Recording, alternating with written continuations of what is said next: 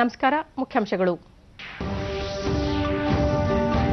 ಮುಖ್ಯಮಂತ್ರಿ ಎಚ್.ಡಿ. ಕುಮಾರಸ್ವಾಮಿ ಅವರಿಂದ ದೆಹಲಿಯಲ್ಲಿ ಪ್ರಧಾನಿ ನರೇಂದ್ರ ಮೋದಿ ಭೇಟಿ, ಬರ ನಿರ್ವಹಣೆಗೆ ಪರಿಹಾರ ನೀಡಲು ಮನವಿ. ಕಳೆದ 5 ವರ್ಷದಲ್ಲಿ ರಾಜ್ಯಕ್ಕೆ 54 ಹೊಸ ರೈಲುಗಳು, ನಿಲ್ದಾಣಗಳಲ್ಲಿ ಮೂಲಸೌಕರ್ಯ ಅಭಿವೃದ್ಧಿಗೆ ಆದ್ಯತೆ, ಡಿವಿ ಸದಾನಂದಗೌಡ. ಉತ್ತರ ಪ್ರದೇಶದ ಗ್ರೇಟರ್ ನೋಯ್ಡಾಗೆ ಪ್ರಧಾನಿ ನರೇಂದ್ರ ಮೋದಿ ಭೇಟಿ, ಪಂಡಿತ್ ದೀನ್ ದಯಾಳ್ ಉಪಾಧ್ಯಾಯ ಅವರ ಪ್ರತಿಮೆ ಅನಾವರಣ. ಜೈಷ್ ಎ ಮೊಹಮ್ಮದ್ ಉಗ್ರ ನೆಲೆಗಳ ಮೇಲೆ ವೈಮಾನಿಕ ದಾಳಿ, ಪಾಕ್ ಪ್ರತಿದಾಳಿಯಲ್ಲಿ ಭಾರತದ 1 MiG-21 ಯುದ್ಧ ವಿಮಾನ ಮಾತ್ರ ಪತನ, ವಿದೇಶಾಂಗ ವಕ್ತಾರ ರವೀಶ್ ಕುಮಾರ್ ಸ್ಪಷ್ಟನೆ. ಕುಮಾರಸ್ವಾಮಿ ಇಂದು ಪ್ರಧಾನಿ ನರೇಂದ್ರ ಮೋದಿ ಅವರನ್ನು ಭೇಟಿಯಾದರು. ರಾಜ್ಯದ ಬರ ಪರಿಸ್ಥಿತಿ ಹಾಗೂ ಮನ್ರೇಗಾ ಯೋಜನೆಯಡಿ ಬಾಕಿ ಉಳಿದಿರುವ ವೇತನ ಬಿಡುಗಡೆ ಕುರಿತಂತೆ ಪ್ರಧಾನಿ ಅವರಿಗೆ ಮನವಿ ಸಲ್ಲಿಸಿದರು.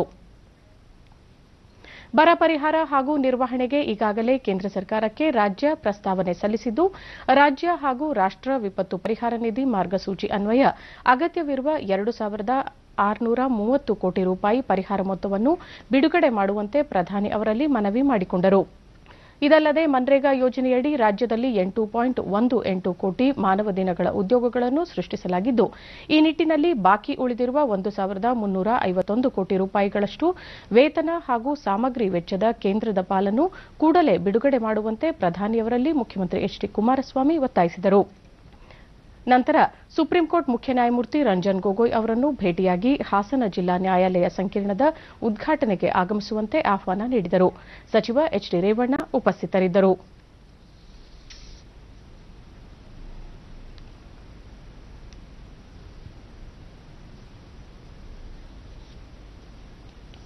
ದಕ್ಷಿಣ ನೈಋತ್ಯ ಬೆಂಗಳೂರಿನ ಸಂಗೊಳ್ಳಿ ರಾಯಣ್ಣ ರೈಲು ನಿಲ್ದಾಣದಲ್ಲಿ ಇಂದು 6 ಹೆಚ್ಚುವರಿ ಎಸ್ಕಲೇಟರ್ ಹಾಗೂ ಸ್ವಯಂ ಚಾಲಿತ ಸಿಗ್ನಲಿಂಗ್ಗಳ ಶಂಕುಸ್ಥಾಪನೆಯನ್ನು ಕೇಂದ್ರ ರಾಸಾಯನಿಕ ಮತ್ತು ರಸಗೊಬ್ಬರ ಖಾತೆ ಸಚಿವ ಡಿವಿ ಸದಾನಂದಗೌಡ ನೆರವೇರಿಸಿದರು.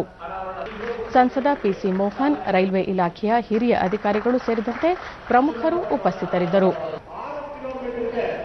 ಬಳಿಕ ಡಿವಿ ಸದಾನಂದಗೌಡ, ದೇಶವ್ಯಾಪಿ ಪ್ರತಿದಿನ ಬರೋಬ್ಬರಿ 2 ಕೋಟಿಗೂ ಅಧಿಕ ಪ್ರಯಾಣಿಕರು ರೈಲುಗಳಲ್ಲಿ ಸಂಚಾರ ಮಾಡುತ್ತಿದ್ದಾರೆ. ಹೀಗಾಗಿ ಕೇಂದ್ರ ಸರ್ಕಾರ ರೈಲ್ವೆ ಇಲಾಖೆ ಅಭಿವೃದ್ಧಿಗೆ ಬದ್ಧವಾಗಿದೆ ಎಂದರು. ಕಳೆದ 5 ವರ್ಷಗಳಲ್ಲಿ ರಾಜ್ಯಕ್ಕೆ 54 ಹೊಸ ರೈಲುಗಳು ಬಂದಿವೆ.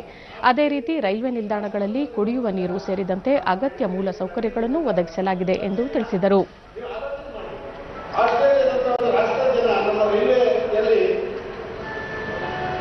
ಬೆಳಗಿಂದ ರಾತ್ರಿ 24 ಗಂಟೆ ಟ್ರಾವೆಲ್ ಮಾಡ್ತಾರೆ ಅಂತ ಹೇಳಿದ್ರೆ ಅದರ ಅವಶ್ಯಕತೆ ಎಷ್ಟಿದೆ ಅಂತ ಹೇಳಿ ಅದಕ್ಕಾಗಿ ಪ್ರಧಾನಮಂತ್ರಿಯವರು ಹೇಳಿದ್ರು, ಪ್ರಥಮ ಬಜೆಟ್ ನೀವು ಆಲೋಚನೆ ಮಾಡಿರ್ಬೋದು, ಪ್ರಥಮ ಬಜೆಟ್ ಮಂಡನೆ ಮಾಡುವಂತ ಅವಕಾಶ ನನಗೆ ಸಿಗುತ್ತೆ. ಪ್ರಧಾನಮಂತ್ರಿಯವರು ಎಷ್ಟು ಕಮಿಟೆಡ್ ಅಂತ ಹೇಳಿದ್ರೆ ಅವರು ಹೇಳಿದ್ರು, ಲಕ್ಷಾಂತರ ಕೋಟಿ ರೂಪಾಯಿಯ ಅನೌನ್ಸ್ಮೆಂಟ್ಗಳನ್ನ ಬೇರೆ ಬೇರೆ ಯೋಜನೆಗಳನ್ನು ಮಾಡಲಾಗಿದೆ. ಆದರೆ ಹಣ, ಅದಕ್ಕೆ ಬೇಕಾದಂತಹ ಹಣವನ್ನು ಕ್ರೋಢೀಕರಣ ಮಾಡಲಿಕ್ಕೆ ಸರ್ಕಾರಕ್ಕೆ ಆಗಿಲ್ಲ. ಅದಕ್ಕಾಗಿ ರೈಲ್ವೆ ಇಲಾಖೆಯಲ್ಲಿ 10 ವರ್ಷ, 15 ವರ್ಷ, 20 ವರ್ಷ, 41 ವರ್ಷದ ಯೋಜನೆಗಳು ಕೂಡ ಪೆಂಡಿಂಗ್ ಇದ್ದದನ್ನು ನಾವು ಕಂಡಿದ್ದೇವೆ. ಪ್ರಧಾನಮಂತ್ರಿ ಅವರು ಹೇಳಿದ್ರು, ಈ ವರ್ಷ ಯಾವುದೇ ಹೊಸ ಯೋಜನೆಗಳನ್ನು ಘೋಷಣೆ ಮಾಡಲಿಕ್ಕಿಲ್ಲ. ನಮ್ಮ ಜವಾಬ್ದಾರಿ ಸರ್ಕಾರ ಬರ್ತದೆ, ಸರ್ಕಾರ ಹೋಗ್ತದೆ. ಆದರೆ ನಮ್ಮ ಜವಾಬ್ದಾರಿ ಸರ್ಕಾರ ಕೊಟ್ಟಂತ ಯೋಜನೆಯನ್ನು ಅನುಷ್ಠಾನ ಮಾಡುವಂಥದ್ದು ನಮ್ಮ ಪ್ರಥಮ ಜವಾಬ್ದಾರಿ ಅಂತ ಹೇಳಿ ಪ್ರಥಮ ನಮ್ಮ ಬಜೆಟ್ನಲ್ಲಿ ಯಾವುದೇ ಹೊಸ ಯೋಜನೆಯನ್ನು ಘೋಷಣೆ ಮಾಡದೆ ರಾಜ್ಯಕ್ಕೆ ರಹಿತವಾದಂಥ ಬಜೆಟ್ ಹಿಂದಿನ ಸರ್ಕಾರ ಆದ ಕಾರಣ ನಮ್ಮ ಸರ್ಕಾರ ಕೊಡಬೇಕು ಅಂತ ಕೊಡದೆ ಒಂದು ಆನ್ಗೋಯಿಂಗ್ ವರ್ಕ್ಸ್ಗೆ ಪ್ರಿಯಾರಿಟಿ ಕೊಡುವಂಥ ಕೆಲಸ ಕಾರ್ಯಗಳನ್ನ ನಮ್ಮ ಸರ್ಕಾರ ಪ್ರಥಮ ಬಜೆಟ್ನಲ್ಲಿ ಮಾಡಿದ್ದನ್ನ ನೀವು ಕಂಡಿದ್ದೀರಿ ಅಂತ ನಾನು ತಿಳ್ಕೊಳ್ತಾ ಇದ್ದೀನಿ. ಇವತ್ತು ಪಿಸಿ ಮೋಹನ್, ಬೆಂಗಳೂರಿನ ಸಂಗೊಳ್ಳಿ ರಾಯಣ್ಣ ರೈಲು ನಿಲ್ದಾಣದಿಂದ ಅತಿ ಹೆಚ್ಚು ಪ್ರಯಾಣಿಕರು ಸಂಚಾರ ಮಾಡುತ್ತಾರೆ. ಈ ನಿಲ್ದಾಣಕ್ಕೆ ಅಗತ್ಯ ಸೌಲಭ್ಯವನ್ನು ಕೇಂದ್ರ ಸರ್ಕಾರ ಒದಗಿಸಿದೆ ಎಂದರು. ಬಹಳ ಸಂತೋಷ ಅಂತ ಹೇಳ್ತೀವಿ.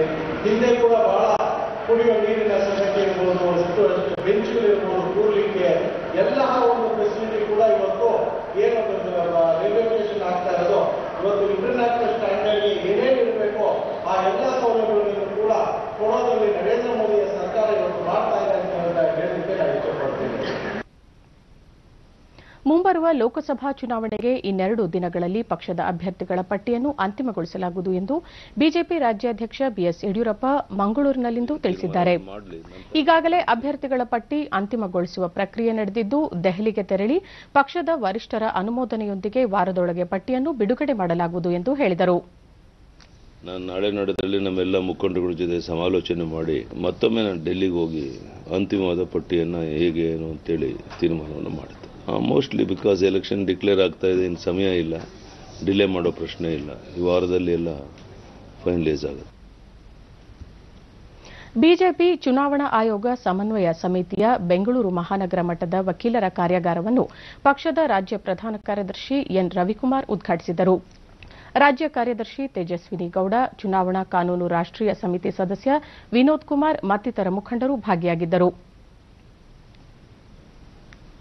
ನಂತರ ಕಾರ್ಯಾಗಾರದಲ್ಲಿ ರವಿಕುಮಾರ್, ಚುನಾವಣೆಗಳು ಕಾನೂನಿನ ಆಧಾರದ ಮೇಲೆ ನಡೆಯಬೇಕು, ನೀತಿ ಸಂಹಿತೆಯನ್ನು ಯಾವುದೇ ಕಾರಣಕ್ಕೂ ಉಲ್ಲಂಘಿಸಬಾರದು, ಚುನಾವಣಾ ಆಯೋಗದ ನಿರ್ಣಯಗಳನ್ನು ಕಟ್ಟುನಿಟ್ಟಾಗಿ ಪಾಲಿಸಬೇಕೆಂದು ಕಾರ್ಯಕರ್ತರಿಗೆ ಸೂಚಿಸಿದರು. ಬಲ ಇದ್ದವ್ರು ಗೆಲ್ತಾರೆ, ಆದ್ರೆ ಯಾವ ಬಲ ಅನ್ನೋದು ಬಹಳ ಮುಖ್ಯ. ಆ ಹಿನ್ನೆಲೆಯಲ್ಲಿ ಇವತ್ತು ಶಕ್ತಿ ಇದ್ದವರಲ್ಲ, ಯಾರಿಗೆ ಜನಬಲ ಹೆಚ್ಚಿದೆ ಅವ್ರು ಗೆಲ್ತಾರೆ. ಹಣಬಲ, ತೋಳ್ಬಲ, ದೇಹಬಲ ಇವೆಲ್ಲ ಇದ್ದಂತ ಇವುಗಳು ಕೂಡ ಬಹಳ ಪ್ರಾಧಾನ್ಯತೆಯನ್ನು ಚುನಾವಣೆಯಲ್ಲಿ ವಹಿಸ್ತಾ ಇತ್ತು. ಇವತ್ತು ಕೂಡ ವಿಷಯಗಳು ಪ್ರಮುಖ ಪಾತ್ರವನ್ನು ವಹಿಸಲ್ಲ ಅಂತ ನಾನು ಹೇಳಲ್ಲ. ಆದ್ರೆ ಕಾನೂನಿನ ಅಡಿಯಲ್ಲಿ, ನೀತಿ ಸಂಹಿತೆ ಅಡಿಯಲ್ಲಿ ಅವೆಲ್ಲವೂ ಕೂಡ ಗೌಣವಾಗ್ತವೆ. ನಮಗೆ ಯಾರ ಅಭ್ಯರ್ಥಿಗಳಿದ್ರು ಕೂಡ, ಯಾರು ಪ್ರಭಾವಿ ಇದ್ದಾರೆ, ಯಾರಿಗೆ ಜನ ಹೆಚ್ಚು ಮತವನ್ನ ನೀಡ್ತಾರೆ, ಅವ್ರು ಖಂಡಿತ ಗೆಲ್ತಾರೆ. ಹಾಗಾಗಿ ನಾವು ಯಾರನ್ನ ಗೆಲ್ಲಿಸ್ಬೇಕಪ್ಪ ಅಂತ ಹೇಳಿದ್ರೆ ಚುನಾವಣಾ ನೀತಿ ಸಂಹಿತೆಯನ್ನ ಗೆಲ್ಲಿಸ್ಬೇಕು. ಆಗ ಕಾನೂನು ಪ್ರಕಾರವಾಗಿ, ನೈತಿಕವಾಗಿ, ಪ್ರಜಾಸತ್ತಾತ್ಮಕವಾಗಿ, ಸಂವಿಧಾನಾತ್ಮಕವಾಗಿ ಚುನಾವಣೆ ನಡೆಯುತ್ತೆ. ಅವಾಗ ನಿಜಕ್ಕೂ ಯಾರಿಗೆ ಬಲ ಇದೆ, ಯಾರಿಗೆ ಒಲವಿದೆ, ಅವ್ರು ಗೆಲ್ತಾರೆ. ಹೆಚ್ಚು ಜನರು ಮತದಾನ ಮಾಡುವ. ತೇಜಸ್ವಿನಿ ಗೌಡ, ಜಗತ್ತಿನ ಅತಿ ದೊಡ್ಡ ಪಕ್ಷವಾದ ಬಿಜೆಪಿ ಸಬ್ಕಾ ಸಾಥ್ ಸಬ್ಕಾ ವಿಕಾಸ್ ಮಂತ್ರದೊಂದಿಗೆ ಜನಪರ ಕಾರ್ಯಕ್ರಮಗಳನ್ನು ಹಮ್ಮಿಕೊಂಡಿದ್ದು, ಪ್ರಧಾನಿ ಅವರ ಆಶಯದಂತೆ ಮತ್ತೊಮ್ಮೆ ಬಿಜೆಪಿಯನ್ನು ಅಧಿಕಾರಕ್ಕೆ ತರಲು ಶ್ರಮಿಸಬೇಕು ಎಂದರು. ಯಾವತ್ತು ಕೊಡುತ್ತೆ, ಆ ನಿಟ್ಟಿನಲ್ಲಿ ನಮ್ಮವರಿಗೆ ಬೇಕಾದಂತ ಇನ್ನೂ ತೀರಾ ನಿರ್ದಿಷ್ಟವಾದ ಕೆಲವೊಂದು ಮಾಹಿತಿಗಳನ್ನು ಕೊಡೋದಕ್ಕೆ ಈ ಒಂದು ಕಾರ್ಯಾಗಾರವನ್ನ ಮಾಡ್ತಾ ಇದ್ದಾರೆ. ಉತ್ತರ ಪ್ರದೇಶದ ಗ್ರೇಟರ್ ನೋಯ್ಡಾಗೆ ಇಂದು ಭೇಟಿ ನೀಡಿರುವ ಪ್ರಧಾನಿ ನರೇಂದ್ರ ಮೋದಿ ಪಂಡಿತ್ ದೀನ್ ದಯಾಳ್ ಉಪಾಧ್ಯಾಯ ಅವರ ಪ್ರತಿಮೆಯನ್ನು ಅನಾವರಣಗೊಳಿಸಿದರು. ಭಾರತೀಯ ಪುರಾತತ್ವ ಇಲಾಖೆಯ ವತಿಯಿಂದ ನಿರ್ಮಿಸಲಾಗಿರುವ ಪಂಡಿತ್ ದೀನ್ ದಯಾಳ್ ಉಪಾಧ್ಯಾಯ ಪುರಾತತ್ವ ಸಂಸ್ಥೆಯನ್ನು ಪ್ರಧಾನಿ ಉದ್ಘಾಟಿಸಿದರು. ಕೇಂದ್ರ ಸಂಸ್ಕೃತಿ ಸಚಿವ ಮಹೇಶ್ ಶರ್ಮಾ, ಉತ್ತರ ಪ್ರದೇಶ ಮುಖ್ಯಮಂತ್ರಿ ಯೋಗಿ ಆದಿತ್ಯನಾಥ್ ಮತ್ತಿತರರು ಉಪಸ್ಥಿತರಿದ್ದರು.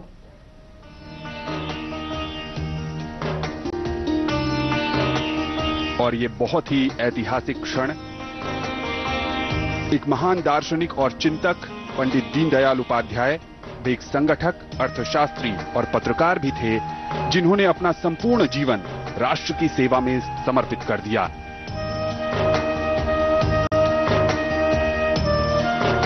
अपनी हुआ है उसका उद्घाटन करते हुए प्रधानमंत्री नरेंद्र मोदी 25 एकड़ क्षेत्र में इस पुरातत्व संस्थान का निर्माण किया गया है. लगभग 289 करोड़ रुपए की लागत आई है. इस संस्थान में 3 star ultra modern green building है, जो अत्याधुनिक तकनीक और सुविधाओं से लैस है. दीनदयाल उपाध्याय भारत की सुंदरता इसके विविध भाव. स्वतंत्रता संग्राम के दौरान इनकी विलक्षण और संवेदनशील लेखनी, अखंडता, विशेषकर कश्मीर के भारत में विलय और गोवा मुक्ति आंदोलन में उनकी अद्भुत नेतृत्व और संगठन क्षमता के लिए उन्हें याद किया जाता है. इस संस्थान का मुआयना करते हुए प्रधानमंत्री और धीरे धीरे अब मुख्य मंच की ओर बढ़ते हुए ನಂತರ ನೋಯ್ಡಾ ನಗರ ಕೇಂದ್ರದಿಂದ ನೋಯ್ಡಾ ಎಲೆಕ್ಟ್ರಾನಿಕ್ ಸಿಟಿವರೆಗಿನ ದೆಹಲಿ ಮೆಟ್ರೋ ಸೇವೆಯನ್ನು ಲೋಕಾರ್ಪಣೆ ಮಾಡಲಿದ್ದಾರೆ. ನೋಯ್ಡಾ ನಗರದ 6 ಕಿಲೋಮೀಟರ್ ಮೆಟ್ರೋ ಸೇವೆ ನಾಗರಿಕರಿಗೆ ದೊರಕಲಿದೆ. ಉತ್ತರ ಪ್ರದೇಶದ ಬುಲಂದ್ ಶಹರ್ ಜಿಲ್ಲೆಯ ಕುರ್ಜಾ ಮತ್ತು ಬಕ್ಸರ್ನಲ್ಲಿ 1320 ಮೆಗಾವ್ಯಾಟ್ ಸೂಪರ್ ಥರ್ಮಲ್ ವಿದ್ಯುತ್ ಸ್ಥಾವರಗಳಿಗೆ ಶಂಕುಸ್ಥಾಪನೆ ನೆರವೇರಿಸಲಿದ್ದಾರೆ. ಪ್ರತಿ ವಿದ್ಯುತ್ ಸ್ಥಾವರವು 660 ಮೆಗಾವ್ಯಾಟ್ ವಿದ್ಯುತ್ ಸಾಮರ್ಥ್ಯ ಹೊಂದಿದೆ. ಕುರ್ಜಾ ವಿದ್ಯುತ್ ಸ್ಥಾವರದಿಂದ ಉತ್ತರ ಪ್ರದೇಶ ಅಲ್ಲದೆ ಉತ್ತರಾಖಂಡ್, ರಾಜಸ್ಥಾನ, ಹಿಮಾಚಲ ಪ್ರದೇಶ ಮತ್ತು ದೆಹಲಿಗೆ ವಿದ್ಯುತ್ ಪೂರೈಕೆಯಾಗಲಿದೆ. ಬಕ್ಸರ್ ವಿದ್ಯುತ್ ಸ್ಥಾವರದಿಂದ ಬಿಹಾರ ಮತ್ತು ಇನ್ನಿತರ ರಾಜ್ಯಗಳಿಗೆ ವಿದ್ಯುತ್ ಪೂರೈಕೆಯಾಗಲಿದೆ. ಭಾರತೀಯ ಸೇನಾ ನೆಲೆಗಳನ್ನು ಗುರಿಯಾಗಿರಿಸಿಕೊಂಡು ಪಾಕಿಸ್ತಾನ ನಡೆಸಿದ ವಿಫಲ ದಾಳಿ ಯತ್ನದಲ್ಲಿ ವಾಯುಪಡೆಯ ಒಂದು ಯುದ್ಧ ವಿಮಾನವನ್ನು ಮಾತ್ರ ಕಳೆದುಕೊಳ್ಳಲಾಗಿದೆ ಎಂದು ಭಾರತ ಹೇಳಿದೆ. ದೆಹಲಿಯಲ್ಲಿಂದು ವಿದೇಶಾಂಗ ಸಚಿವಾಲಯದ ವಕ್ತಾರ ರವೀಶ್ ಕುಮಾರ್ ಭಾರತೀಯ ವಾಯುಪಡೆಯ 2 MiG-21 ಯುದ್ಧ ವಿಮಾನಗಳನ್ನು ಹೊಡೆದುರುಳಿಸಿದ್ದಾಗಿ ಪಾಕಿಸ್ತಾನ ಸುಳ್ಳು ಹೇಳುತ್ತಿದೆ. ವಿಂಗ್ ಕಮಾಂಡರ್ ಅಭಿನಂದನ್ ಅವರಿದ್ದ MiG-21 ಯುದ್ಧ ವಿಮಾನ ಹೊರತುಪಡಿಸಿ ಮತ್ತೊಂದು ವಿಮಾನವನ್ನು ಭಾರತ ಕಳೆದುಕೊಂಡಿಲ್ಲ. ಈ ಕುರಿತಂತೆ ಯಾವುದೇ ಸಾಕ್ಷಿ ಒದಗಿಸಲು ಪಾಕಿಸ್ತಾನ ವಿಫಲವಾಗಿದೆ. 2ನೇ ವಿಮಾನದ ಅವಶೇಷಗಳಿದ್ದರೆ ಸಾಕ್ಷಿಯಾಗಿ ಪಾಕಿಸ್ತಾನ ಹಂಚಿಕೊಳ್ಳಬಹುದಿತ್ತು. ಅಭಿನಂದನ್ ಅವರು F-16 ಯುದ್ಧ ವಿಮಾನ ಹೊಡೆದುರುಳಿಸುವುದನ್ನು ಪಾಕಿಸ್ತಾನ ನಿರಾಕರಿಸುತ್ತಿದೆ ಎಂದರು. ಪುಲ್ವಾಮಾ ಭಯೋತ್ಪಾದಕ ದಾಳಿ ನಂತರ ಅಂತಾರಾಷ್ಟೀಯ ಸಮುದಾಯ ಭಾರತದೊಂದಿಗೆ ನಿಂತಿದ್ದು ಭಯೋತ್ಪಾದನೆಯನ್ನು ಪೋಷಿಸುತ್ತಿರುವುದನ್ನು ಪಾಕಿಸ್ತಾನವನ್ನು ಖಂಡಿಸಿವೆ.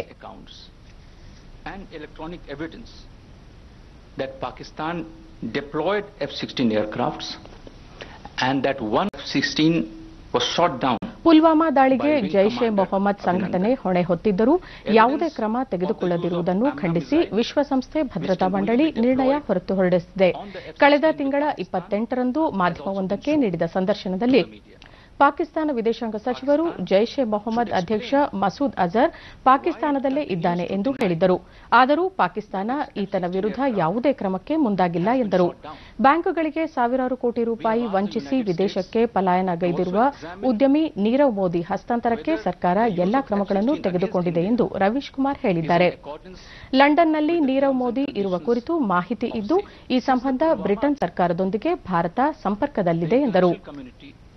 has stood with India in their condemnation of the attack, as well as in asking Pakistan to take concrete action against terrorists and terror infrastructure in territories under the control of Pakistan.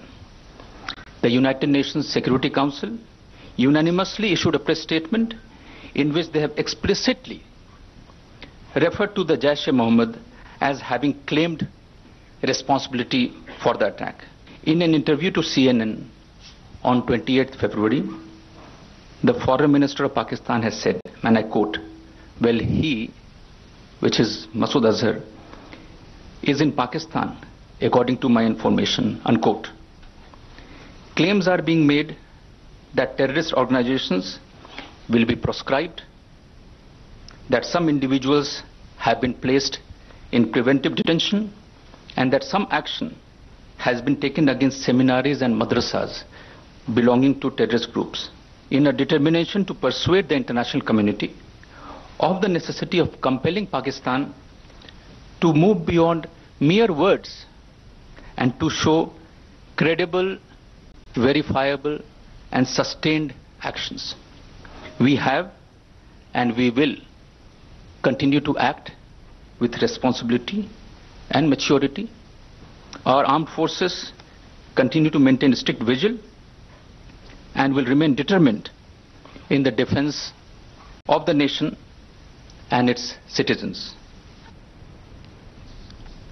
ಉತ್ತರ ಅಮೆರಿಕದ Costa Rica ಪ್ರವಾಸದಲ್ಲಿರುವ ಉಪರಾಷ್ಟಪತಿ M Venkaiah Naidu ಅವರಿಗೆ ಶಾಂತಿ ಮತ್ತು ಸೌಹಾರ್ದತೆಗಾಗಿ Costa Rica ವಿಶ್ವಸಂಸ್ಥೆ ಸ್ಥಾಪಿತ ಶಾಂತಿ ವಿಶ್ವವಿದ್ಯಾಲಯ ಗೌರವ ಡಾಕ್ಟರೇಟ್ ಪದವಿ ಪ್ರದಾನ ಮಾಡಿದೆ. और कोस्टारिका के दौरे पर हैं। ये भारत उपाधि पाने वाले वेंकैया नायडू ಇದಕ್ಕೂ ಮುನ್ನ ಕೋಸ್ಟರಿಕಾದ ಸ್ಯಾನ್ ಜೋಸ್ನಲ್ಲಿ ಕೋಸ್ಟರಿಕಾದ ಅಧ್ಯಕ್ಷ ಕಾರ್ಲೋಸ್ ಅಲ್ವಾರಾಡೋ ಕ್ವೆಡಸ್ ಮತ್ತು ಉಪರಾಷ್ಟಪತಿ ಎಂ ವೆಂಕಯ್ಯ ನಾಯ್ಡು ಅವರು ನಿಯೋಗ ಮಟ್ಟದ ಮಾತುಕತೆ ನಡೆಸಿದರು.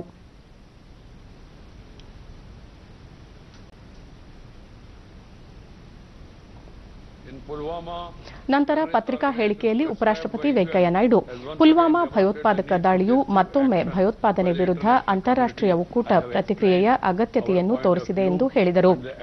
ಇಡೀ ವಿಶ್ವವೇ ಭಾರತದ ಮೂಲಕ ಶಾಂತಿ ಬಯಸುತ್ತಿದ್ದು ಭಯೋತ್ಪಾದನೆ ನಿರ್ಮೂಲನೆಗೆ ಎಲ್ಲಾ ರಾಷ್ಟ್ರಗಳು ಪಣ ತೊಡಬೇಕು ಎಂದು ತಿಳಿಸಿದರು. And take action against the people who are aiding, funding, training terrorists.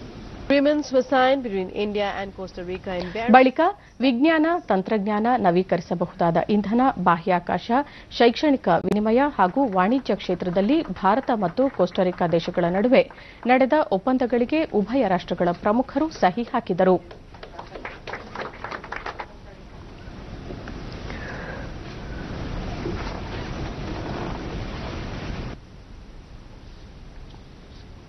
Ramjanmabhoomi Babri ಮಸೀದಿ ಭೂ ವಿವಾದ ಇತ್ಯರ್ಥಕ್ಕೆ ಸಂಬಂಧಿಸಿದಂತೆ ಸುಪ್ರೀಂ ಕೋರ್ಟ್ ನೀಡಿರುವ ಆದೇಶ ಸ್ವಾಗತಾರ್ಹ ಎಂದು ಕೇಂದ್ರ ಕಾನೂನು ವ್ಯವಹಾರಗಳ ರಾಜ್ಯ ಸಚಿವ ಪಿಪಿ ಚೌಧರಿ ಆನೇಕಲ್ನಲ್ಲಿ ನಿನ್ನೆ ಹೇಳಿದ್ದಾರೆ. ರಫೇಲ್ ಯುದ್ಧ ವಿಮಾನ ಖರೀದಿ ಸಂಬಂಧ ಕೇಂದ್ರದ ವಿರುದ್ಧ ಎಐಸಿಸಿ ಅಧ್ಯಕ್ಷ ರಾಹುಲ್ ಗಾಂಧಿ ಸುಳ್ಳು ಆರೋಪ ಮಾಡುತ್ತಿದ್ದಾರೆ ಎಂದರು. ಮುಂಬರುವ ಲೋಕಸಭಾ ಚುನಾವಣೆಯಲ್ಲೂ ಬಿಜೆಪಿ ಜಯಗಳಿಸಿ ನರೇಂದ್ರ ಮೋದಿ ಮತ್ತೆ ಪ್ರಧಾನಿಯಾಗಲಿದ್ದಾರೆ ಎಂದು ನುಡಿದರು. Between both the parties, all the parties, and I think it will be settled amicably. And thereafter, once the issue is settled, then everything is over and there will be no resentment by any side. That whatever Rahul Gandhi is saying, he says without any foundation, without any basis, and he speaks lie. So that's why the whole issue will be responded by our Defence Ministry, and apart from it, the entire issue has been discussed by the Supreme Court. Whole country, every citizen of the country, all voters want that the Modi should be the Prime Minister, and I think we will cross more than 400 seats. Dakshina Kannada ಜಿಲ್ಲೆಯ ನೂತನ ಕಡಬ ತಾಲೂಕು ಹಾಗೂ ಮೂಡುಬಿದಿರೆಯ mini Vidhana Soudha ಕಟ್ಟಡದ ಶಂಕುಸ್ಥಾಪನೆ ಸಮಾರಂಭವನ್ನು ನಿನ್ನೆ ಕಂದಾಯ ಸಚಿವ R V Deshpande ಉದ್ಘಾಟಿಸಿದರು. ಜಿಲ್ಲಾ ಉಸ್ತುವಾರಿ ಸಚಿವ ಯುಟಿ ಖಾದರ್, ವಿಧಾನ ಪರಿಷತ್ತಿನ ವಿರೋಧ ಪಕ್ಷದ ನಾಯಕ ಕೋಟಾ ಶ್ರೀನಿವಾಸ ಪೂಜಾರಿ ಮತ್ತಿತರರು ಉಪಸ್ಥಿತರಿದ್ದರು. ಬಳಿಕ ಆರ್ವಿ ದೇಶಪಾಂಡೆ ನೂತನವಾಗಿ ನಿರ್ಮಾಣವಾಗಲಿರುವ ಮಿನಿ ವಿಧಾನಸೌಧಕ್ಕೆ 10 ಕೋಟಿ ರೂಪಾಯಿ ಮಂಜೂರುಗೊಳಿಸಲಾಗಿದೆ. ನೂತನ ತಾಲೂಕಿಗೆ ಆಗಬೇಕಾಗಿರುವ ಮೂಲಭೂತ ಸೌಲಭ್ಯಗಳನ್ನು ಒದಗಿಸಲು ಆದ್ಯತೆ ನೀಡಲಾಗುವುದು ಎಂದರು.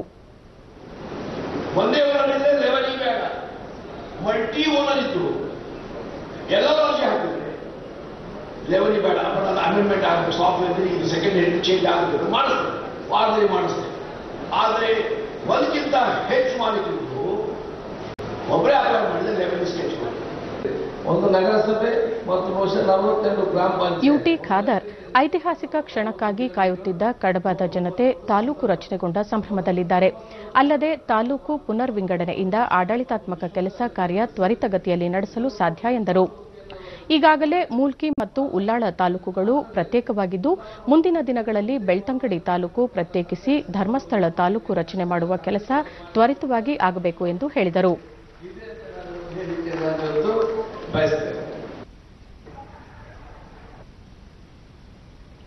ಮುಂಬರುವ ಲೋಕಸಭಾ ಚುನಾವಣೆ ಹಾಗೂ ಇನ್ನಿತರ ವಿಷಯಗಳ ಕುರಿತು ಚರ್ಚಿಸಲು ದೆಹಲಿಯಲ್ಲಿ ನಿನ್ನೆ ಬಿಜೆಪಿ ಸಂಸದೀಯ ಮಂಡಳಿ ಸಭೆ ನಡೆಯಿತು. ಪ್ರಧಾನಿ ನರೇಂದ್ರ ಮೋದಿ, ಪಕ್ಷದ ರಾಷ್ಟ್ರೀಯ ಅಧ್ಯಕ್ಷ ಅಮಿತ್ ಶಾ, ಕೇಂದ್ರ ಸಚಿವರಾದ ಅರುಣ್ ಜೇಟ್ಲಿ, ಸುಷ್ಮಾ ಸ್ವರಾಜ್, ಜೆಪಿ ನಡ್ಡಾ ಸೇರಿದಂತೆ ಬಿಜೆಪಿ ಸಂಸದೀಯ ಮಂಡಳಿಯ ಸದಸ್ಯರು ಭಾಗಿಯಾಗಿದ್ದರು. ಸಭೆಯಲ್ಲಿ ಲೋಕಸಭಾ ಚುನಾವಣೆಯಲ್ಲಿ ಪಕ್ಷ ತೆಗೆದುಕೊಳ್ಳಬಹುದಾದ ನಿರ್ಧಾರಗಳ ಬಗ್ಗೆ ಹಾಗೂ ಕಾರ್ಯತಂತ್ರದ ಬಗ್ಗೆ ಚರ್ಚಿಸಲಾಯಿತು. ಸಭೆಯಲ್ಲಿ ಜಾರ್ಖಂಡ್ನಲ್ಲಿ BJP all Jharkhand students union AJSU ಪಕ್ಷದೊಂದಿಗೆ ಹೊಂದಾಣಿಕೆ ಮಾಡಿಕೊಂಡು ಚುನಾವಣೆ ಎದುರಿಸಲು ನಿರ್ಧರಿಸಲಾಯಿತು. ಸಭೆಯ ನಂತರ ಡಿಡಿ ನ್ಯೂಸ್ನೊಂದಿಗೆ ಪಕ್ಷದ ರಾಷ್ಟ್ರೀಯ ಪ್ರಧಾನ ಕಾರ್ಯದರ್ಶಿ ಭೂಪೇಂದ್ರ ಯಾದವ್ ಜಾರ್ಖಂಡ್ನಲ್ಲಿ ಬಿಜೆಪಿ 13 ಮತ್ತು ಎಜೆಎಸ್ಯು ಪಕ್ಷವು 1 ಕ್ಷೇತ್ರದಲ್ಲಿ ಸ್ಪರ್ಧಿಸಲು ನಿರ್ಧರಿಸಿದೆ ಎಂದು ತಿಳಿಸಿದರು. एक सीट की घोषणा कुछ समय बाद झारखंड में दोनों प्रदेशों की तरफ से की जाएगी और आजसू के हमारे अध्यक्ष श्री सुदेश महतो जी ने पार्टी के राष्ट्रीय अध्यक्ष श्री अमित शाह जी से भी मुलाकात करके आने वाले चुनाव में दोनों पार्टियों ने साथ मिलकर के झारखंड की सभी लोकसभा सीटों को जीतने का संकल्प किया है. ಧಾರವಾಡ, ಹಾವೇರಿ, ಬಾಗಲಕೋಟೆ, ಬೆಳಗಾವಿ, ಚಿಕ್ಕೋಡಿ ಹಾಗೂ ಉತ್ತರ ಕನ್ನಡ ಲೋಕಸಭಾ ಕ್ಷೇತ್ರಗಳ ಬಿಜೆಪಿ ಶಕ್ತಿ ಕೇಂದ್ರಗಳ ಪ್ರಮುಖರ ಕಾರ್ಯಾಗಾರವನ್ನು ಬಿಜೆಪಿ ಪಕ್ಷದ ರಾಜ್ಯ ಉಸ್ತುವಾರಿ ಮುರಳೀಧರರಾವ್ ಹುಬ್ಬಳ್ಳಿಯಲ್ಲಿ ನಿನ್ನೆ ಉದ್ಘಾಟಿಸಿದರು. ಸಂಸದರಾದ ಪ್ರಹ್ಲಾದ್ ಜೋಶಿ, ಶಿವಕುಮಾರ್ ಉದಾಸಿ, ಪಿಸಿ ಗದ್ದಿಗೌಡರ, ಬಿಜೆಪಿ ಮುಖಂಡರಾದ ಜಗದೀಶ್ ಶೆಟ್ಟರ್, ಅರವಿಂದ ಲಿಂಬಾವಳಿ, ಸಿಎಂ ಉದಾಸಿ ಸೇರಿದಂತೆ ಪ್ರಮುಖರಿದ್ದರು. ಬಳಿಕ ಮುರಳೀಧರರಾವ್ ಮುಂಬರುವ ಲೋಕಸಭಾ ಚುನಾವಣೆಯಲ್ಲಿ ಬೂತ್ ಮಟ್ಟದಲ್ಲಿ ಹೆಚ್ಚು ಮತ ಚಲಾವಣೆ ಆಗುವಂತೆ ಕಾರ್ಯಕರ್ತರು ಕಾರ್ಯನಿರ್ವಹಿಸಬೇಕು ಎಂದು ಹೇಳಿದರು. ಪ್ರಧಾನಿ ನರೇಂದ್ರ ಮೋದಿ ನೇತೃತ್ವದ ಕೇಂದ್ರ ಸರ್ಕಾರವು ಅನೇಕ ಜನಪರ ಯೋಜನೆಗಳನ್ನು ಜಾರಿಗೊಳಿಸಿದ್ದು, ಇದರ ಬಗ್ಗೆ ಪಕ್ಷದ ಕಾರ್ಯಕರ್ತರು ಜನರಿಗೆ ಮಾಹಿತಿ ಒದಗಿಸಬೇಕು ಎಂದು ತಿಳಿಸಿದರು.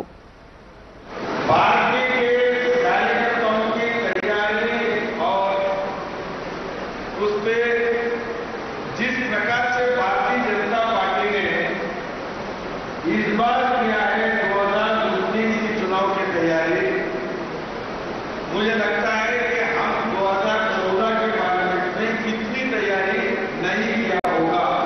मैं सही कह रहा हूं?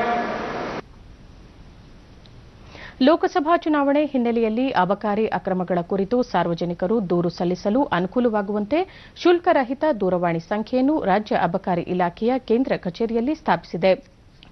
1808252550 ದೂರವಾಣಿ ಸಂಖ್ಯೆಗೆ ಈಗಾಗಲೇ ಚಾಲನೆ ನೀಡಲಾಗಿದ್ದು, ದಿನದ 24 ಗಂಟೆಯೂ ಕಾರ್ಯನಿರ್ವಹಿಸಲಿದೆ. ಚುನಾವಣೆಯ ವೇಳೆ ಅಬಕಾರಿ ವಿಷಯಕ್ಕೆ ಸಂಬಂಧಿಸಿದಂತೆ ಯಾವುದೇ ಅಕ್ರಮಗಳು ಕಂಡುಬಂದಲ್ಲಿ ಸಾರ್ವಜನಿಕರು ಈ ದೂರವಾಣಿ ಸಂಖ್ಯೆಗೆ ಕರೆ ಮಾಡಿ ದೂರು ಸಲ್ಲಿಸಬಹುದು ಎಂದು ಇಲಾಖೆಯ ಪ್ರಕಟಣೆ ತಿಳಿಸಿದೆ. ಲೋಕಸಭಾ ಚುನಾವಣೆ ಹಿನ್ನೆಲೆಯಲ್ಲಿ ಮತದಾರರಲ್ಲಿ ಜಾಗೃತಿ ಮೂಡಿಸಲು ಬೆಳಗಾವಿ ಜಿಲ್ಲಾಡಳಿತ ಹಾಗೂ ಸ್ವೀಪ್ ಸಮಿತಿ ವತಿಯಿಂದ ನಿನ್ನೆ ಏರ್ಪಡಿಸಲಾದ ಸೈಕಲ್ ಜಾಥಾಗೆ ಜಿಲ್ಲಾಧಿಕಾರಿ ಡಾ ಎಸ್ಪಿ ಬೊಮ್ಮನಹಳ್ಳಿ ಚಾಲನೆ ನೀಡಿದರು. ಬೆಳಗಾವಿ ಜಿಲ್ಲೆ ಒಂದು ಮತದಾನದ ಒಂದು ಕಡ್ಡಾಯ ಮತದಾರರ ಸಂಖ್ಯೆ ಮತದಾರರ ಮೂಲಕ ನಂತರ ಅವರು ಮತದಾರರ ಬಳಿ ಚುನಾವಣಾ ಗುರುತಿನ ಚೀಟಿ ಇದ್ದರೂ ಸಹ ಮತದಾರರ ಪಟ್ಟಿಯಲ್ಲಿ ಹೆಸರಿರುವ ಬಗ್ಗೆ ಖಾತ್ರಿಪಡಿಸಿಕೊಳ್ಳಬೇಕು, ಹೆಸರು ನೋಂದಾಯಿಸಿಕೊಳ್ಳಲು ಇನ್ನೂ ಅವಕಾಶವಿದೆ ಎಂದರು. ಕೂಡ ಎಲ್ಲರೂ ಖಚಿತಪಡಿಸಿಕೊಳ್ಬೇಕು. ಯಾಕೆ ಕೆಲವೊಂದ್ಸಲ ಎಪಿಕ್ ಕಾರ್ಡ್ ಇರ್ತದೆ, ಅಂದ್ರೆ ಮತದಾರ ಗುರುತಿನ ಚೀಟಿ ಅವರ ಹತ್ರ ಇರ್ತದೆ, ಆದ್ರೆ ಅದು ಕೆಲವೊಂದ್ಸಲ ಇನ್ವ್ಯಾಲಿಡ್ ಆಗಿರ್ತಕ್ಕಂಥ ಸಾಧ್ಯತೆ ಇರ್ತೈತಿ. ಆ ಕಾರಣಕ್ಕಾಗಿ ಮತದಾರ ಪಟ್ಟಿ ನಮ್ಮ ಎಲ್ಲ ಚುನಾವಣಾಧಿಕಾರಿಗಳು, ಸಹಾಯಕ ಚುನಾವಣಾಧಿಕಾರಿಗಳು, ಮತದಾರ ನೋಂದಣಾಧಿಕಾರಿಗಳು, ಸಹಾಯಕ ಮತದಾರ ನೋಂದಣಾಧಿಕಾರಿಗಳ ಕಾರ್ಯಾಲಯಗಳಲ್ಲಿ ಲಭ್ಯ ಇದೆ. ಅದರ ಜೊತೆಗೆ ಪ್ರತಿಯೊಂದು ಮತಗಟ್ಟೆಯಲ್ಲಿರ್ತಕ್ಕಂಥ ಬೂತ್ ಲೆವೆಲ್ ಮಟ್ಟದ ಅಧಿಕಾರಿಗಳ ಹತ್ರನೂ ಕೂಡ ಮತದಾರ ಪಟ್ಟಿ ಲಭ್ಯ ಇರ್ತದೆ. ತಾವೆಲ್ಲರೂ ಆ ಒಂದು ಮತದಾರ ಪಟ್ಟಿಯಲ್ಲಿ ತಮ್ಮ ಹೆಸರು ಇದೆಯೇ ಇಲ್ಲ ಅಂತಕ್ಕಂಥ ಖಚಿತಪಡಿಸಿಕೊಳ್ಬೇಕು. ಒಂದು ವೇಳೆ ಅದು ಇರದೇ ಇದ್ರೆ ಇನ್ನೂ ನೀವು ಮತದಾರ ಪಟ್ಟಿಯಲ್ಲಿ ಹೆಸರು ಸೇರಿಸಲಿಕ್ಕೆ ಅವಕಾಶ ಇದೆ. ಅಂತಾರಾಷ್ಟ್ರೀಯ ಮಹಿಳಾ ದಿನಾಚರಣೆ ಅಂಗವಾಗಿ ಉಡುಪಿ ಜಿಲ್ಲಾಡಳಿತ ಜಿಲ್ಲಾ ಸ್ವೀಪ್ ಸಮಿತಿ ಹಮ್ಮಿಕೊಂಡಿದ್ದ ಮತದಾನ ಜಾಗೃತಿ ಹಾಗೂ ಮಹಿಳಾ ಕ್ರೀಡಾಕೂಟವನ್ನು ಉಡುಪಿ ಜಿಲ್ಲಾಧಿಕಾರಿ ಹೆಬ್ಸಿಬಾ ರಾಣಿ ಕೋರ್ಲಪಾಟಿ ನಿನ್ನೆ ಚಾಲನೆ ನೀಡಿದರು. ಜಿಲ್ಲಾ ಪೊಲೀಸ್ ವರಿಷ್ಠಾಧಿಕಾರಿ ನಿಶಾ ಜೇಮ್ಸ್, ಜಿಲ್ಲಾ ಪಂಚಾಯಿತಿ ಕಾರ್ಯನಿರ್ವಹಣಾಧಿಕಾರಿ ಸಿಂಧು ಬಿ ರೂಪೇಶ್, ಅಪರ ಜಿಲ್ಲಾಧಿಕಾರಿ ವಿದ್ಯಾಕುಮಾರಿ ಸೇರಿದಂತೆ ಮತ್ತಿತರರಿದ್ದರು. ಮಹಿಳಾ ಸದಸ್ಯರು ಹಗ್ಗ ಜಗ್ಗಾಟ, ಥ್ರೋಬಾಲ್, ಮೆಹಂದಿ ಹಾಗೂ ಸಾಂಸ್ಕೃತಿಕ ಚಟುವಟಿಕೆಗಳಲ್ಲಿ ಪಾಲ್ಗೊಳ್ಳುವ ಮೂಲಕ ಮತದಾನ ಜಾಗೃತಿ ಕಾರ್ಯಕ್ರಮಕ್ಕೆ ಮೆರುಗು ತಂದರು.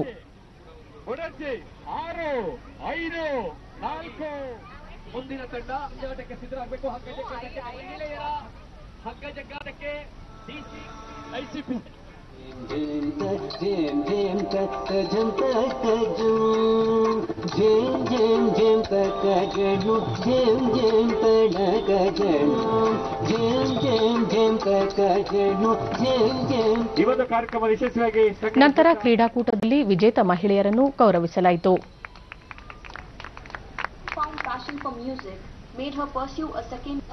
ಬಳಿಕ ಡಿಡಿ ನ್ಯೂಸ್ನೊಂದಿಗೆ ಹೆಬ್ಸಿಬಾ ರಾಣಿ ಕೋರ್ಲಪಾಟಿ ಮತದಾನ ಬಗ್ಗೆ ಜಾಗೃತಿ ಮೂಡಿಸಿ ಪ್ರಜಾಪ್ರಭುತ್ವ ವ್ಯವಸ್ಥೆಯಲ್ಲಿ ಸರ್ವರೂ ಪಾಲ್ಗೊಳ್ಳುವಂತಾಗಲು ಈ ಕಾರ್ಯಕ್ರಮ ಆಯೋಜಿಸಲಾಗಿದೆ ಎಂದರು. ಸಂವಿಧಾನವು ಪ್ರತಿಯೊಬ್ಬರಿಗೂ ಈ ಮತದಾನದ ಹಕ್ಕನ್ನು ನೀಡಿದ್ದು, ಎಲ್ಲರೂ ಯೋಚಿಸಿ ಮತದಾನ ಮಾಡಬೇಕು ಎಂದು ಹೇಳಿದರು. ಮತ ಚಲಾಯಿಸಿ ಅಂತ ಒಂದು ಅಂಶವನ್ನು ಆಯ್ಕೆ ಮಾಡಿಕೊಂಡು ಈ ಕಾರ್ಯಕ್ರಮಗಳನ್ನು ಮಾಡ್ತಾ ಇದ್ದೀವಿ.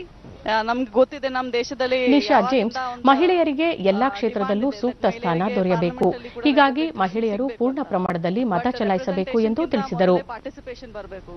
ಸೊ ಅದೇ ಒಂದು ವಿಚಾರ ಎಲ್ಲರಿಗೆ ಹೇಳಲಿಕ್ಕೆ ಇಷ್ಟಪಡ್ತೀನಿ. ಎಲ್ಲರೂ ಮಹಿಳೆಯರು ಪ್ರತ್ಯೇಕವಾಗಿ ಹೆಚ್ಚೆಚ್ಚು ಸಂಖ್ಯೆಯಲ್ಲಿ ಬಂದವರ ಮತ ಏನಿದೆ ಚಲಾಯಿಸಬೇಕು. ಆವಾಗನೇ ಅವರೊಂದು ಧ್ವನಿ ಏನಿದೆ ಅದೆಲ್ಲರಿಗೆ ಕೇಳುತ್ತೆ. ಬರುವ ಲೋಕಸಭಾ ಚುನಾವಣೆಯಲ್ಲಿ ಸಿಂಧು ಬಿ ರೂಪೇಶ್, ಚುನಾವಣೆ ಪ್ರಕ್ರಿಯೆಯಲ್ಲಿ ಒಂದು ಮತವು ಅಮೂಲ್ಯವಾಗಿದ್ದು ಮತದಾನದಿಂದ ಬದಲಾವಣೆ ಸಾಧ್ಯ ಎಂದರು. ನಮ್ಮ ಎಲ್ಲಾ ಮಹಿಳಾ ಸ್ಟಾಫ್ ಏನಿದ್ದಾರೆ, ಆಫೀಸರ್ಸ್ ಇದ್ದಾರೆ, ಎಲ್ಲರೂ ಸೇರಿ ಇವತ್ತು ಮಲ್ಪೆ ಬೀಚಿನಲ್ಲಿ ನಾವು ಈ ಹಲವಾರು ಪಂದ್ಯಗಳನ್ನು ಹಮ್ಮಿಕೊಂಡಿದ್ದೀವಿ. ಇದರ ಮೂಲಕ ನಾವು ಮತದಾನದ ಏನು ಮೆಸೇಜ್ ಇದೆ ಅದನ್ನ ಎಲ್ಲಾ ಕಡೆನೂ ಹರಡಿಸಕ್ಕೆ ಟ್ರೈ ಮಾಡ್ತಾ ಇದ್ದೀವಿ.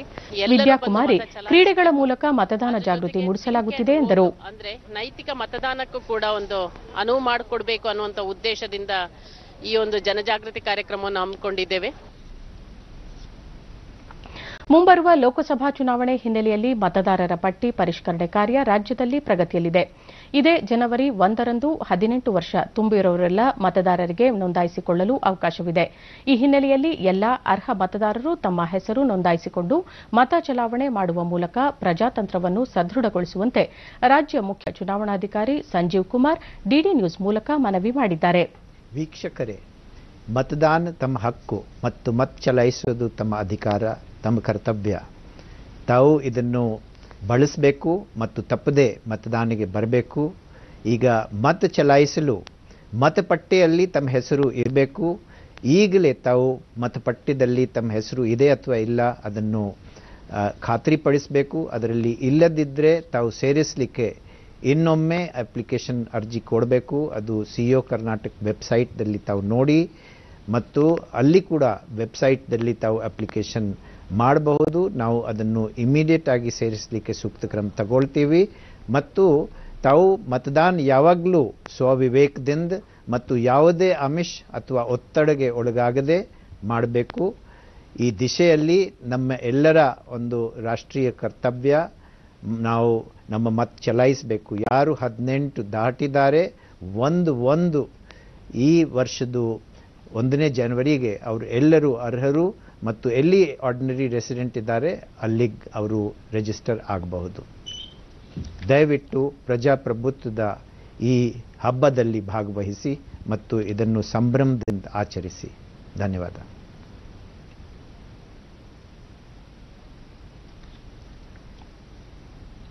ದೇಶಾದ್ಯಂತ ನಾಳೆ ಪಲ್ಸ್ ಪೋಲಿಯೋ ಲಸಿಕೆ ಕಾರ್ಯಕ್ರಮ ನಡೆಯಲಿದೆ. ಈ ಬಾರಿ ರಾಜ್ಯದಲ್ಲಿ 5 ವರ್ಷದೊಳಗಿನ ಸುಮಾರು 65 ಲಕ್ಷ ಮಕ್ಕಳಿಗೆ ಆರೋಗ್ಯ ಮತ್ತು ಕುಟುಂಬ ಕಲ್ಯಾಣ ಇಲಾಖೆ ಲಸಿಕೆ ಹಾಕುವ ಗುರಿ ಹೊಂದಿದೆ. ಇದಕ್ಕೆ ಪೂರಕವಾದ ಸಿದ್ಧತೆಗಳನ್ನು ಇಲಾಖೆ ಕೈಗೊಂಡಿದ್ದು, ಇದಕ್ಕಾಗಿ 1,35,000 ಕಾರ್ಯಕರ್ತರನ್ನು ನಿಯೋಜಿಸಲಾಗಿದೆ.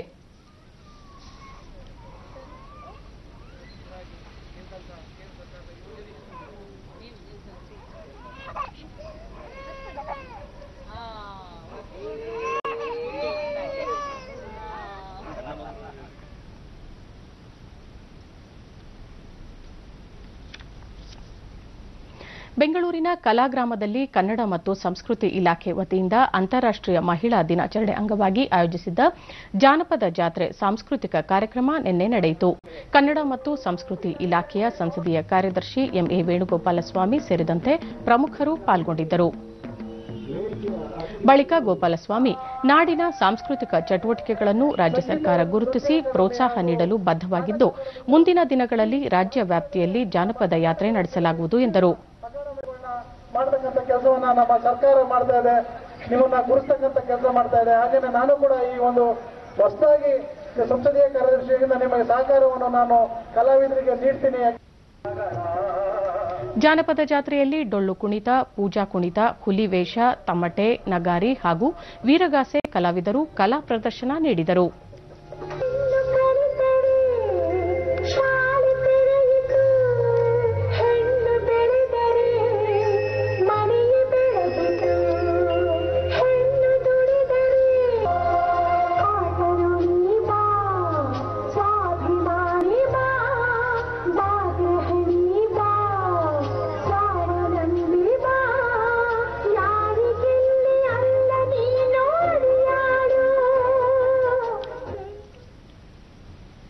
ಮಲಾವಿಯಲ್ಲಿ ಭಾರೀ ಮಳೆಯಿಂದ ಪ್ರವಾಹಗಳು ಉಂಟಾಗಿ ಕನಿಷ್ಠ 23 ಮಂದಿ ಮೃತಪಟ್ಟಿದ್ದಾರೆ.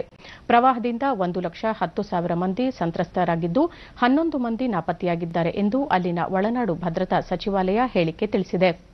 ಮಳೆಯಿಂದ 2 ಪ್ರಮುಖ ಸೇತುವೆಗಳು ಮುಳುಗಡೆಯಾಗಿ ಸಾರಿಗೆ ಸಂಪರ್ಕ ಬಾಧಿತವಾಗಿದೆ. ಮಲಾವಿಯ 2ನೇ ದೊಡ್ಡ ನಗರ ಬ್ಲಾಂಟೈರ್ ಸಂಪರ್ಕ ಕಳೆದುಕೊಂಡಿದೆ. ಮಲಾವಿ ರಕ್ಷಣಾ ಪಡೆ, ಪೊಲೀಸರು, ರೆಡ್ ಕ್ರಾಸ್ ಸಂಸ್ಥೆ ಮತ್ತಿತರ ಸಂಸ್ಥೆಗಳು ರಕ್ಷಣಾ ಹಾಗೂ ಪರಿಹಾರ ಕಾರ್ಯಗಳಲ್ಲಿ ನಿರತವಾಗಿವೆ.